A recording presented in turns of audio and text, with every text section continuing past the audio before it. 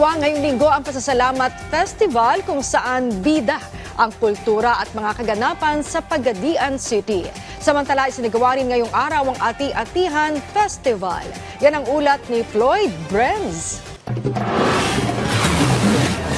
Sa gabay ng patron ng lungsod ng Pagadian, ang Senior Santo Niño, ipinagdiriwang ng buong komunidad ang Pasasalamat 2025. Sa harap ng daan-daang tao na dumalo sa pagbubukas ng okasyon, masayang inanunsyo ni Mayor Samuel Ko ang diwa ng kapistahan.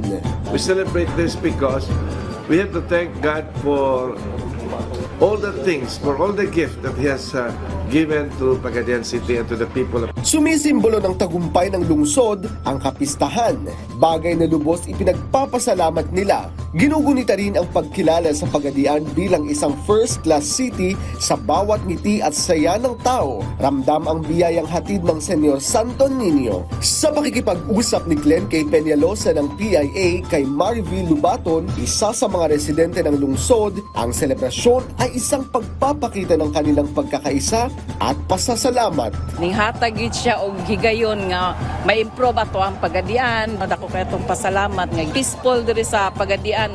Manawat lang ko itong pagpasalamat festival mas malipayon. Higit pa sa dalang kasiyahan, ang Pasalamat Festival ay isang patunay ng matatag na pananampalataya ng lungsod sa kanilang patron at sa Diyos. Samantala, ipinagdiriwang din ang Ati-Atihan Festival 2025 kung saan nagpasiglaban ang mga kalahok sa parada.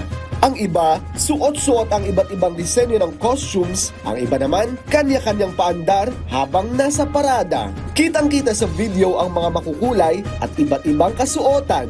Ang iba't ibang kalahok kasama ang kanilang banda ay may paandar. Ang ilan, sumasayaw habang isinasagawa ang parada. Ang ilan naman, ininawagayway ang kanilang mga banners.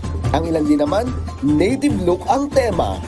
Ang pistang Ati-Atihan ay isang pistang Pilipino na ginaganap taon-taon sa Enero sa karangalan ng Santo Niño sa mga iilang bayan sa lalawigan ng Aklan at Panay. Nagaganap ang pinakamalaking pagdiriwang sa ikatlong linggo ng Enero sa bayan ng Kalibo, ang kabisera ng lalawigan.